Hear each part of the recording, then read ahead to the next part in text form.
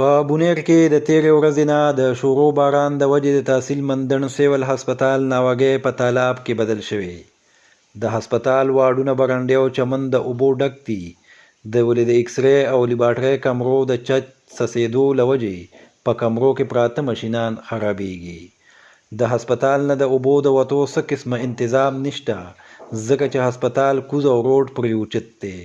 د روډ په غاړه د نالو د بندوالي او د هسپتال له دیوال پرېوتو له وجې د بازار اوبه هسپتال ته روانې دي. په واډونو، ایمرجنسي او ای پي آی کمرو کې د ولاړو اوبو په وجه کو یو اړخ ته د هسپتال عملې ته تکلیف دی، نو بل اړخ ته هسپتال ته راغلي مرضیان هم په اوبو کې لامبو وهي. د علاقې ولس د حکومت نه مطالبه کوي چې د هسپتال د ټیک کېدو دپاره د ګامونه پورته کړي شي، ځکه چې کو دا هسپتال یو طرف ته د تحصیل مندڼ د 1.5 لاک آبادۍ ته د علاج سهولت ورکوي، نو بل طرف ته پې د ذلت ورغر مرضیان هم دي.